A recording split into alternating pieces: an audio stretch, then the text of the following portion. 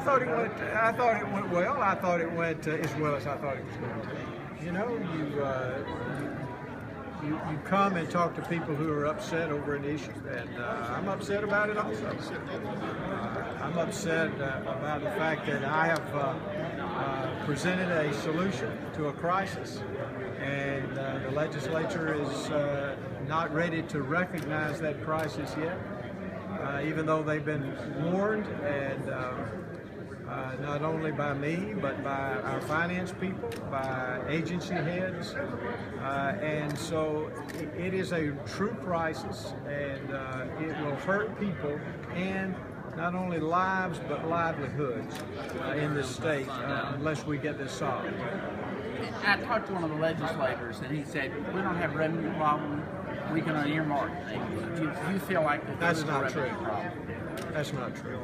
What did you hope the people of Marshall County got? We do need to unearmark some things, but it's not a revenue problem. We are $541 million short, and that is a real problem.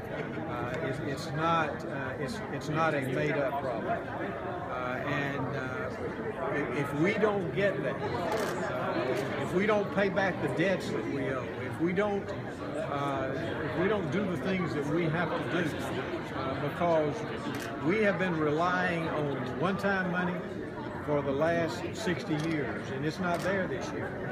And so if we don't do that, it's not a revenue problem. It's not just unearmarking. We can unearmark. We just still don't have enough money. What did you hope the people in Marshall County got out of this? I was impressed you opened it up for questions. Well, I wanted to open it up for questions because I wanted them to be able to ventilate and to ask me questions, because I understand that people are upset about the possibility of closing this beautiful park, and I'm upset that the legislature is closing it too. But you know, we're not closing this park. Our solution is to keep this park open and to provide the essential services for the people of this state. The budget that we presented does all of that. The budget that's been presented to the legislature that raises no revenue whatsoever, will it close this park? Yes, and it will also hurt people and hurt their lives in this state. The mentally ill, the people who depend on essential services of Alabama. It's going to affect everyone. I mean, it's not just going to affect just this park. This is, today's April, what, the 20th? So May the 1st? Yes. And that's going to happen, dead solid, perfect? Let me say this. You know, the thing that's disappointing is I think I have signed possibly 40 bills since I've been the governor this year. About 40 bills this year. And do you know that over half of those bills were alcohol bills? I mean, I'm not opposed to somebody drinking, but good gracious, naming a cake after somebody, or half of the bills being alcohol bills when we have a crisis in this state right now, that is totally absurd. Governor, I talked to 3 different lawmakers, and it sounded like I heard 3 different solutions. Sounds like everybody's going to come out with a plan now. Well, there is one solution that's on the table right now. It is my solution. It's simple.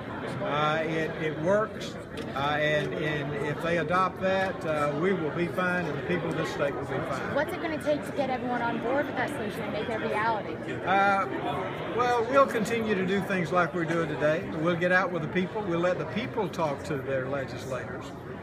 When they start hearing from people in nursing homes, when they start hearing people at the parks, when they start hearing from people who really have problems related to family members who have mental illness, you know, when you start hearing from those people, you begin to listen as a legislator.